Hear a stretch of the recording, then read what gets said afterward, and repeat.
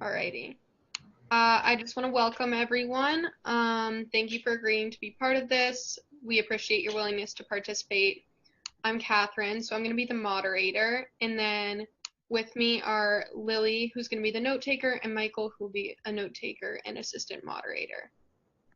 They're conducting research with me. So the purpose of this group is to find a general consensus on how American voters experience misinformation, especially looking at the past election. We need your input and want you to share your honest and open thoughts with us. So just some ground rules.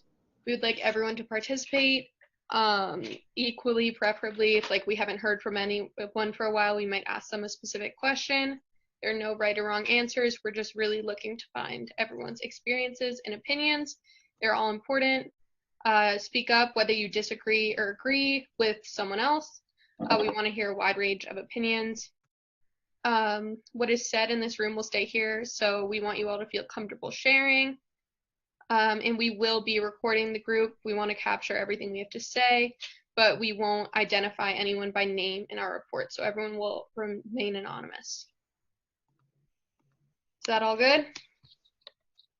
Yep. Okay. So we're just going to get right into it then. So our first question is, how much attention did you pay to the 2020 election leading up to it? So leading up to November 3rd, and did you feel like the media you were digesting up until that point was trustworthy and accurate? I guess I can start. So leading up to the election for the entire year, I followed most of the primaries and I've consumed a lot of media, including like Twitch streams and other YouTubers and things like that. But I also got various news sources. I try to keep myself pretty diverse in terms of where I get my news sources from to make sure I'm getting the whole story. Um, and I just wanted to stay as informed as I could to make sure I made the right decision.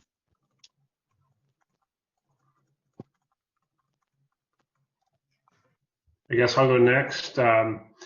Leading up into the primaries, I started to get more interested as the primaries were getting closer, and then very interested, hanging on basically, every word from the candidates, leading to the presidential election, just in terms of where I process my information.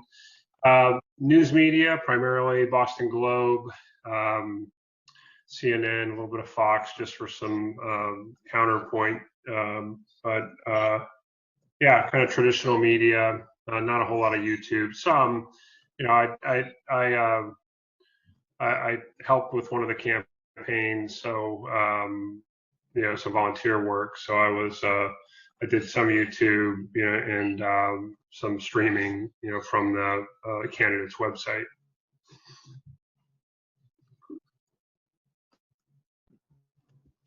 For me personally, I kind of similar situation with Ken. Like I kind of focused up on the candidates.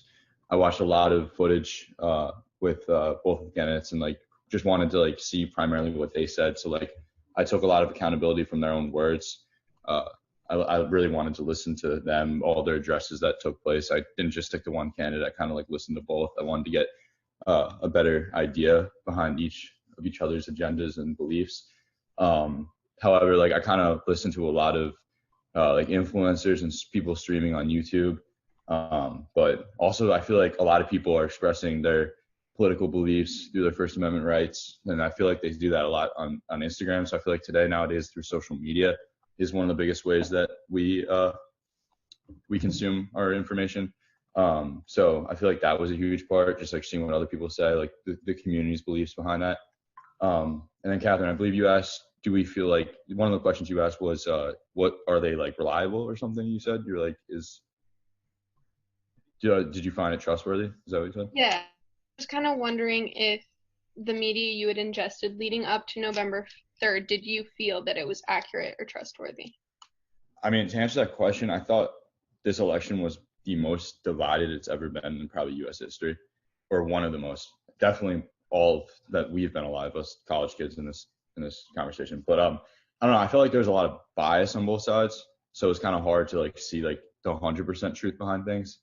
But you really had to like nitpick and like take a deeper dive to figure out the truth behind it, and also your own opinions behind it is a huge variable as well.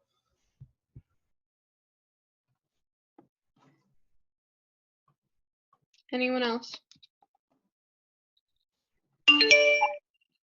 Well, I was going to say that me personally, I usually get my news from the news app because it has like a bunch of different sources. But like everyone's mentioned, like I feel like social media and also like not only Instagram but TikTok and like Twitter, obviously Twitter, like are places that we can get that information. But I think the validity of these sources, like to me, I don't really trust them, but that's because I feel like I've just been taught in like other classes to like question just the accuracy of the information. And even like I know I took a class, you have to like research the author and like who wrote it and other stuff they've written. But like obviously I'm not doing that on an everyday basis, so I can't really trust what I'm reading, I guess. Yeah, I think that's a really good point. So on to the next. So we're kind of going to look at after November 3rd. So how much attention have you paid since November 3rd? And now since that point, do you feel that the media has been trustworthy since then and accurate? I guess I can hop in again. I've been consuming quite a bit of media since the election because of Trump's attack on our democracy and the values that we stand for. Trying to remove legitimacy from the democratic process of electing a president is a dangerous precedent to set. And so I've been kind of following what has been happening. And especially because of the quarantine and everything, I feel like I'm much more involved this time just because I have so much more time to like explore these ideas and these things like that. And in terms of the media, I feel like the media has been playing a much more truthful role post the election than it was during COVID and other events going on, just because they are accepting, for the most part, accepting the election for what it is rather than picking up these conspiracies that outlets such as QAnon and things like that have put out there. Yeah, I would agree with what he just said. I definitely still stayed up on a lot of the information and a lot of stuff that was coming out after the election, just because I was interested in hearing about the conspiracies and what the differing party like had to say, just because it was so divided. So yeah, basically what he was just saying. I think I personally, the most amount of media that I consumed and the most amount that I like looked into it was pre like the election. Post, I kind of, I mean, like I think we all noticed that like Biden pretty much like he won like and he won in a marginal amount, especially in electoral votes. So like we all realized that like he was going to be our president. So for me personally, like once the outcome came into play, I was more so just like I really didn't like, I was just kind of like okay with it, and like I just wanted to like move forward. So like to answer the question, like I think I cared much more before because you know we were anxious about what the outcome would be, but once we had an answer, I think I was just more ready to just get ready with his presidency. I feel like the days like right after the election, I've paid a ton of attention, and then like once it was really decided, I just kind of cut out, and now I was just so burned out from like 6 months of constant attention and news coverage that I kind of stopped paying attention now that it's kind of over. Yeah, I agree with Marco. I was in the same boat, definitely with, the count taking so long. I think I was interested between the 3rd and the 7th, and then needed a break, after they finally called it for Biden. I think in terms of processing information, for me, most of my news comes from either CNN, New York Times or the Boston Globe. And then I try to, like, as I mentioned before, I go on to Fox just to kind of hear what they're saying, but it's not really where I consume information. I think there's definitely a distinction between true reporters, which both networks do have some. I think probably CNN has more. And then the influencers, like Hannity, he's not really a reporter. He's not a real news person. He's an influencer, so I think it's important to draw that distinction and know who you're listening to, and then fact check it. I also have a couple newsletters that come into my email, which kind of broad information from business to politics, marketing, and so forth. So I think it's important just to make sure that you get a balance of information, and yeah.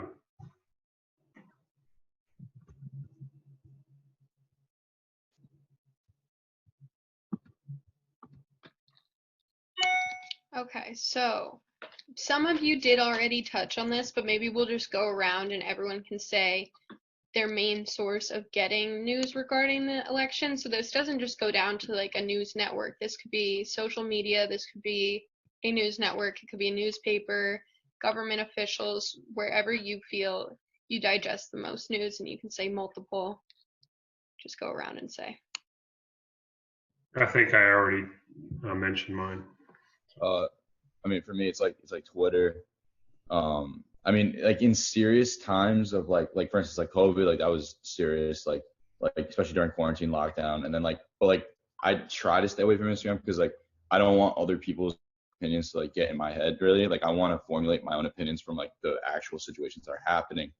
But like, you know what I mean? Like I really try to like stray away from that as much as I can in serious times, just so I can accumulate my own opinion. So Twitter, I feel like, I mean, I look at all different types of news sources. Like I'm not like particularly like 100% biased with my news sources. Like I look at both sides, left and right, CNN, Fox News, Washington Post. I mean, I know. So when you're on Twitter, are you looking at those Twitter sites or are you looking elsewhere? I mean, sometimes I'll look at like what's somewhat trending, and then also like I have influencers that like I just enjoy to listen to. Like I can give a name like Ben Shapiro. Like I just enjoy listening to him. Like I think like I don't know. Like he was on Rogan a couple times. Sometimes I'll listen to like YouTube, like Joe Rogan kind of stuff. Like I know he's not all politics, but like he'll somewhat get involved, and it's just kind of like not anything too serious, but like it's a nice dosage of politics just to like listen to. But yeah, that's pretty much it for me. I watched the debate live through YouTube, so I just like streamed it. But typically, like I use the news app also to get a lot of my information, and Twitter as well. So do you look at all of the sides on the news app? Like, do you go to multiple sites, or do you have like certain ones you always go to? I go to whatever sites are just engaging, so I just kind of scroll through and just whatever really like catches my eye, I'll read. I do like to read the opposing side, just to kind of get a sense of whatever they're thinking or whatever they're talking about, but it's just so that I have prior information. It's not really like they're affecting my opinion in any kind of way. In terms of where I get my news from, I usually get a lot of mine from social media. I would frequent certain sites like Reddit. I get a lot of news from, but I also follow some like influencers, such as on Twitch. I watch Hassan Piker a lot. And on top of that, when I go on my YouTube homepage, there's like a thing that shows like a bunch of like news clips from current shows such as like Fox, CNN, MSNBC, all that, and then, the mainstream media. And I'll watch clips of things like that. And so most of it is from social media because I don't really have access to cable TV right now, so I can't really just like watch, a network. So that's where I get most of it from.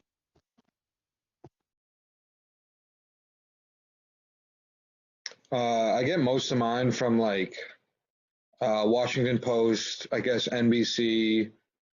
Like Dylan said, I don't watch the news that often. I usually go social media type stuff.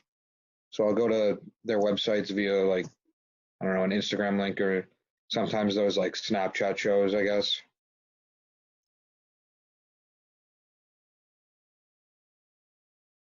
All right.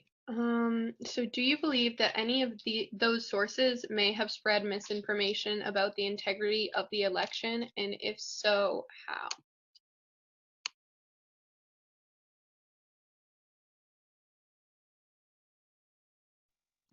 I mean, this is. Oh, sorry. You want to go? You go ahead. All right, thank you. I think it's like, I don't know, like it's a tricky question because like I really genuinely believe that both sides like are guilty of misinformation. I will say that with a passion. And when it comes to this election, like, am I gonna go out and say that it was rigged? I mean, like if you look, I don't necessarily think so. I mean, and even if it was, Biden would have won, in my opinion. But I just feel like both sides have been guilting other opposing parties like for like fraud involved. Like when Trump won, the left was claiming, oh, Russia's involved, like something's not right here. And then you see the right lose in 2020, and they're saying they're questioning Biden's administration and other governments and states' integrity. So I don't know. I mean, like when it comes to your question and them asking like if if they're spreading misinformation about it, possibly, maybe So to the different degree. I mean, it's more like what news source were the news sources that you just previously said you were ingesting? Did you yeah, feel that you had seen misinformation there? Did you feel like they were spreading it? yeah, definitely. I mean, on Twitter, you're seeing Trump say we won the election. Like he literally said this 2 days ago, and I look at that and I'm thinking to myself, like, what are you talking about? Like, so they're definitely, yeah, definitely. There's definitely. Yeah, the networks I watch, I mean, I think Fox is guilty of spreading misinformation. I mean, there's got to be a lot of misinformation out there because 7 in 10 Republicans believe that there was voter fraud. So I think it starts with the largest media outfits like Fox, and then as Brenda mentioned, you get to Twitter next, and then where people really kind of look for the cafeteria approach in terms of the way they consume, which is Facebook and as you mentioned, Twitter. In terms of any misinformation that I was aware of, I tried to stay away from Fox News as much as possible, except for just seeing like what they're saying to see like their perspective on certain things. Because and I think that this problem really stems from like the top, because by allowing Trump to have a platform and having Twitter to kind of spread his information and get these people believing that there really was this massive amount of voter fraud, that base is really going to latch onto that and believe it. And so I really think that many of I'm not saying it's Twitter's fault specifically, but because they can't really ban a president. They can't just be like, oh, you can't talk through this. But having this labeling of his tweets that say like, oh, this is disputed, I think that happened way too late. And I think that giving him that platform really raised the amount of misinformation that was available.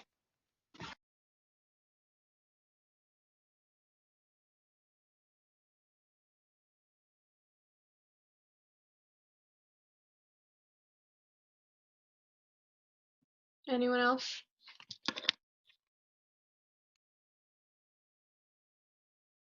Okay. So do you believe that there was any form of election/voter fraud within this election? And if so, how? So like what form?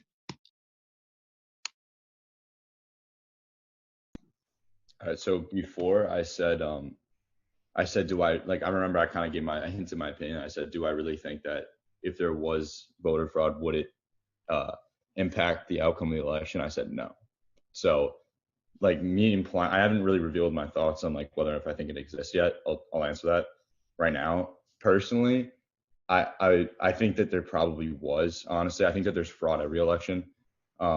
I really do think that there possibly was when it comes to ballots that were given to non-registered voters, whether if it's illegal immigrants, whether if it's, people that weren't registered. I mean, like, this is stuff that's like, I'm not putting any like actual proof behind it because I didn't do research before getting asked this question. It's opinion based.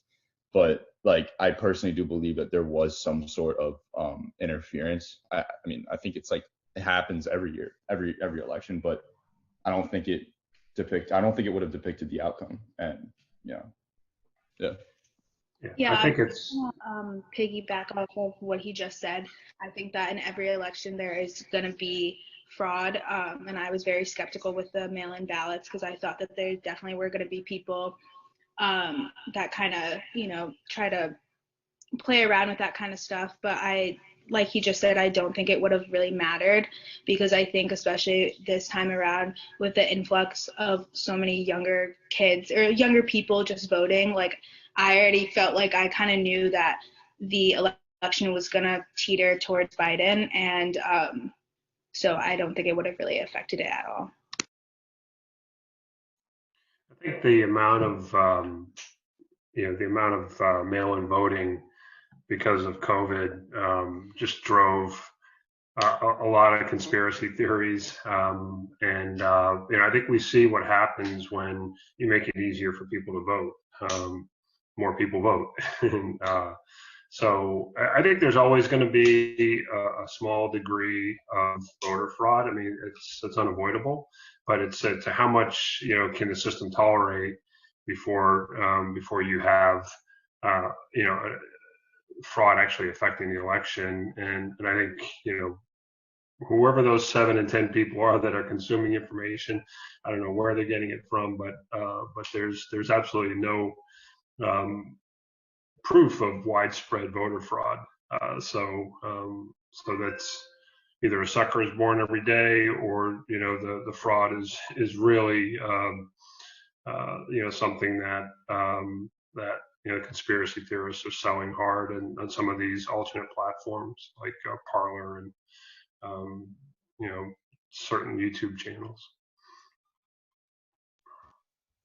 To kind of go off of what Ken said, he said that obviously there is going to be voter fraud that happens because that's just going to happen in any election. But in order for it to actually be consequential, it would have had to have been completely widespread and kind of like planned and created in order to create such an impact that it would decide the election. By allowing more people to vote through mail, I think it got rid of a lot of the problems that the U.S. had in the past. I voted in the 2016 election as well. And I think that a major problem that election was not having too many people vote, but not having enough people vote. And by removing the voter suppression, such as people who have to work during these days, and allowing people to actually have their voice heard, it kind of let the people of the United States get their voice out rather than having the Electoral College decide.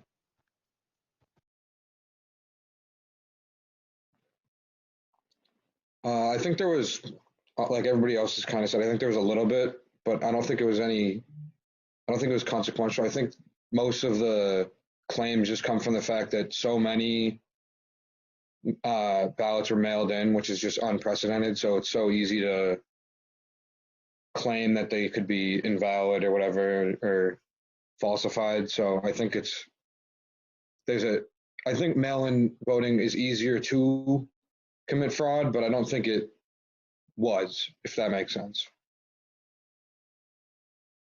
Like, I don't think it was widespread. Yeah. So did you find any information in the media regarding election information and education to be helpful resources for voting? So that kind of goes along with the lines of what you guys touched on, voter suppression. Like, did you see more resources this time if you did vote last year, that sort of thing, or last term? Do you mean like just public awareness about voting? Yeah, so more information regarding like how to vote, different even intricacies within like ballots. Like even in certain states you need a witness, certain states your signature to be on matched up with another one, that sort of thing. So did you see more awareness regarding these things to loosen up voter suppression? Yeah, I think there was definitely an organized effort to get the vote out. That was unbiased in some cases and biased in others. It was better this cycle than previous cycles in terms of celebrities and public address announcements that you heard on television, Instagram, and everyone was basically posting a get out the vote note. So yeah. Yeah, I also do want to clarify this could be negatively as well. So you could have seen like more negative disinformation about voting that could have been false, like propaganda as well. So it's not just positive. Yeah, certainly. I mean, I think Trump was pushing his voters or his supporters to vote in person. And probably costing the election. So that was definitely a whether you call that suppression or not. It was trying to push people in a certain direction in terms of how they vote. So yeah. Also, from what I saw, social media was heavily influential this time. In terms of the 2016 election, when I was on social media, it was like a one-time thing. They say like, "Oh, remember to vote," and then you're done.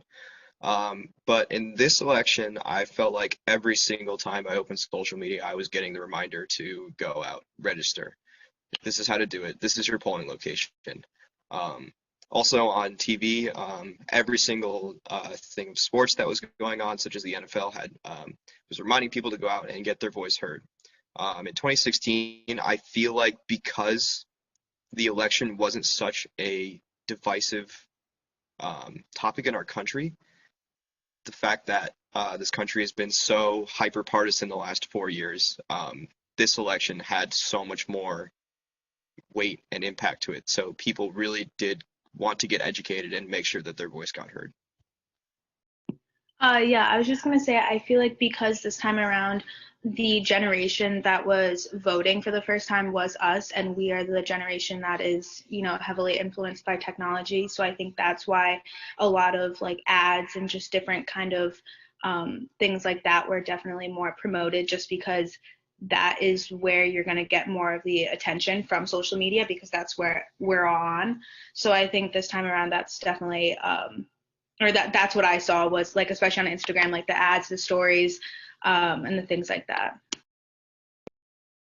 Yeah, I mean, I agree. I think this year was just unprecedented for the amount of like go out and vote, just information out there. Everybody seems like everybody was posting vote. Oh, this is how you vote. This is how you fill your ballot.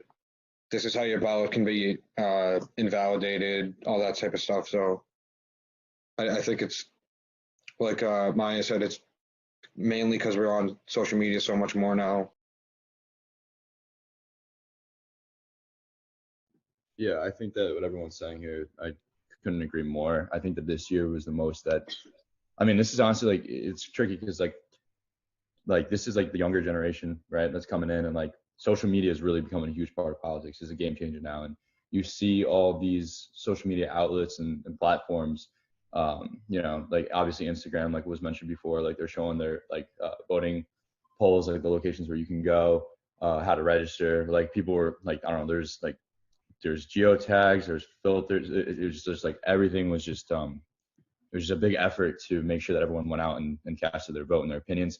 You see a lot of athletes speak out about it. It's a movement, you know what I'm talking about. A lot of things are going on in the country. So like this year, as opposed to others, like voting wasn't necessarily like people didn't like say that or deem it as a choice. It was kind of like a necessity. So it kind of really encouraged people to go out and do it. So I think I completely noticed this, and it was a huge part of the past year.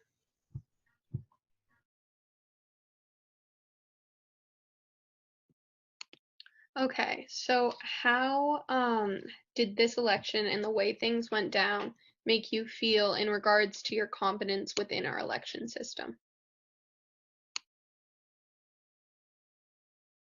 Can you repeat that? I'm sorry. No worries. So how has this election made you feel in regards to your confidence in our election system? So like the way we go about voting. I think that this election really showed the amount of people who weren't able to vote in the past election. Looking at the record turnouts that both candidates received, showed that opening up voting to more people is never really a bad thing. In terms of like how confident I feel in the process, I think that if things were to be as challenged by the next president, say like, I don't know, say Biden in 4 years also has to fight this.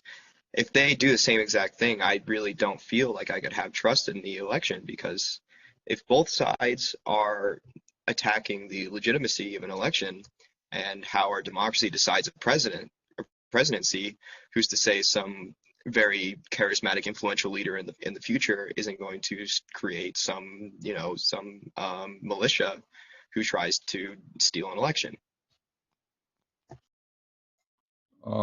I'm gonna agree with Dylan on that. I think what he said was very true. I think that this is the reason why Trump got even more popular votes than he did last year or last term, was because there's people that are in hospitals that want to cast their votes. There's people that are working, and it's an easier, like, it was a different turnout.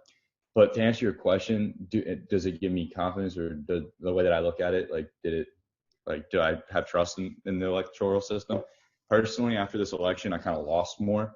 And that's just because of my beliefs. And like, if Biden were to lose, there's no doubt in my mind that he would do the same thing. Maybe not to the degree that Trump is. I mean, I don't think he would be saying the stuff that Trump is, but I think his campaign would ask for a recount.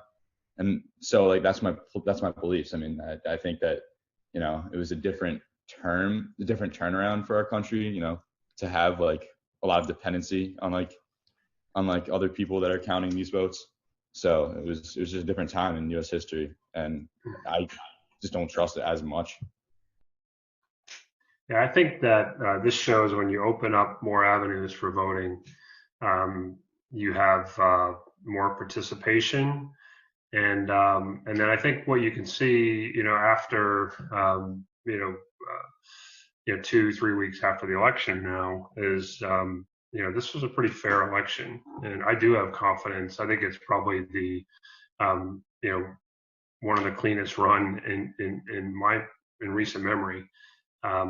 And I think you can believe it. The problem you have is you got somebody who's telling everyone you can't believe it, and he's very influential. So because of that, it just shows the role of influencers from the president on down. And if they're not plugged in to the truth, then we're and you'll believe them because you don't have time or interest in kind of researching or finding what the truth is. Then you can be negatively influenced and one of those 7 of 10 who thinks that there's voter fraud.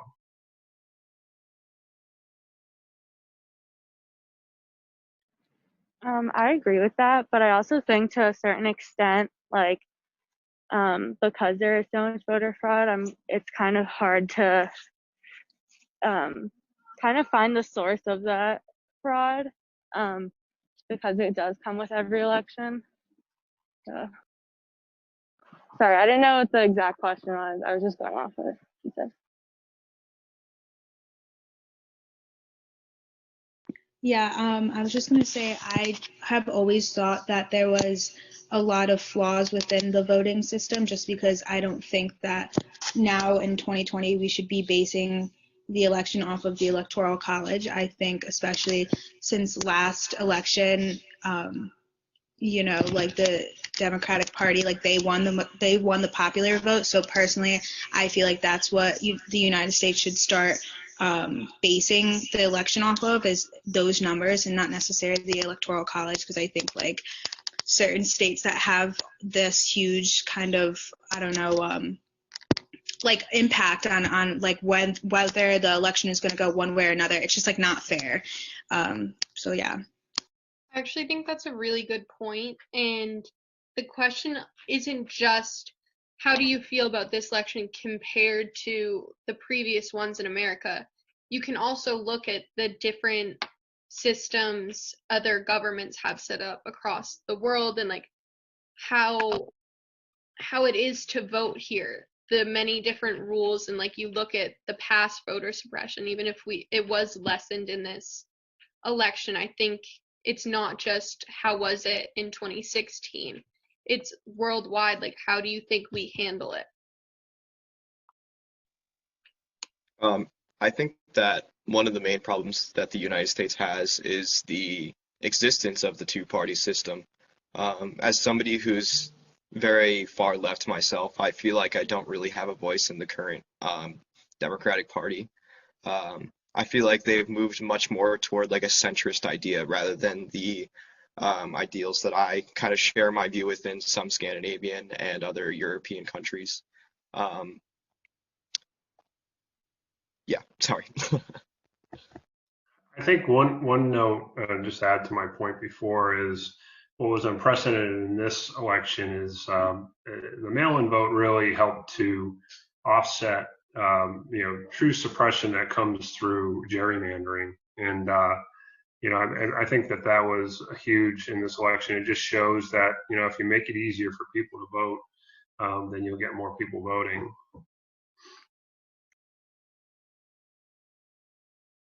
Yeah, I definitely saw a lot of obstacles when voting.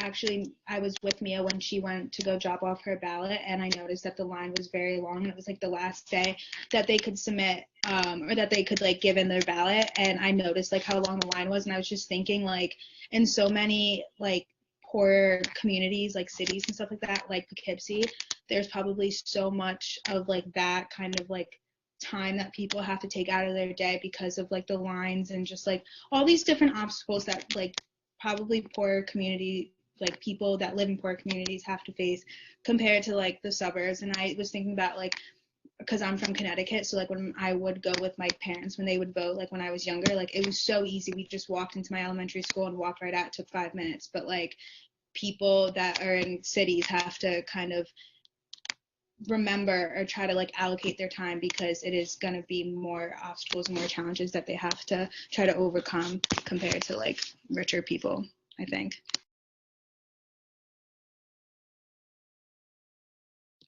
Okay, so moving on, based on the election, how do you feel about the current state of America as a whole and the divisiveness within it? Do you believe that this divisiveness will improve or only get worse? All right, so real quick, personally, like I wasn't like the biggest supporter of both candidates. Honestly, I think we could have, as a country, could have done so much better with our electoral process in the primaries, at least for the Democratic Party.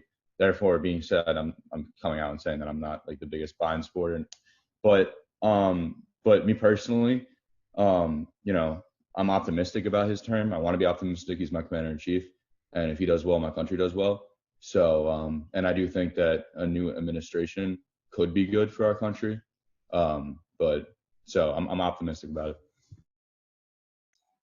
Yeah, I think things are going to be tribal for a while, but I'm also optimistic that, once, things kind of cool off a little bit, people will kind of go back to the life that they had before 2016, or even, further back. I think I've heard somebody say Sarah Palin was the one who really got this all started. So it's, I'm hoping, I'm not convinced that, we're gonna, things are gonna improve, but I'm optimistic. I think a lot of it depends on Trump, what he does after the election or after, he leaves office. And, if he's starting his own network or continuing to rile the base up, I think there's going to be some degree of exhaustion even within the base. And after a while, things will peter out. That's my hope.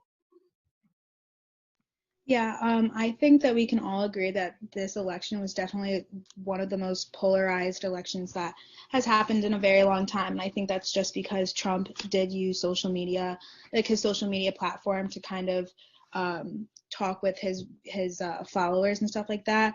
So I think that's why that there was a lot of hatred, or just like a lot of differences between each party, just because he kind of evoked that. So I think, or I hope now, with Joe Biden being in office, because he's not so familiar with, or he doesn't use social media to kind of like spew hatred or spew misinformation, then maybe, the parties can kind of come back together, or, just the hatred that people have between each other can kind of dispute.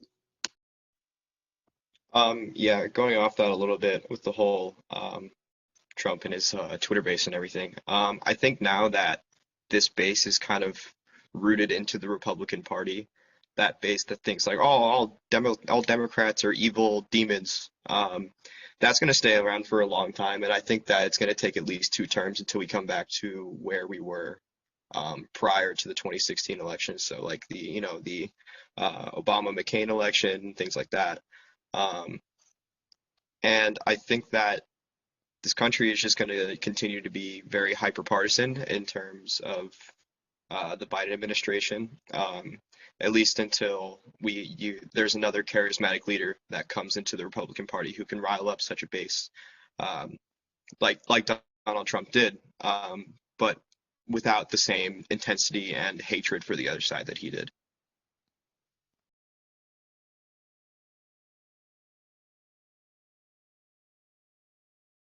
Anything else?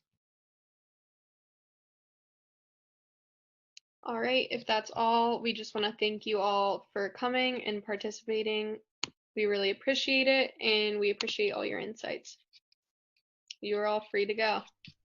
Thank you. All for coming. Thank you. Thank you. Thanks. No problem. All right. Okay. Extended well. the thing. Okay, yeah, I was about to say, yeah, we got up to 40 minutes. Yeah, no, we went like 43, and I was like, Yeah. thinking for a second. Jackie said this was very, very I was like, long. this is so fucking long. Oh wait, oh my god, there's other people on that. No, it's my group members. Oh, it was fun though. Thanks for having me. Yeah, no, they like extended our thing. Yeah. So I was like freaking out that we were gonna go. Okay, well, I have literally my fingers just went. Yeah. So I'm, You look so I exhausted. pretty much typed out everything they said. yeah, I'm just gonna copy and paste it into the Google Doc thing that we have, just Yeah, just at put the it like at the bottom. very bottom. Do we want to stop recording this part? Oh, yep. That's a great idea.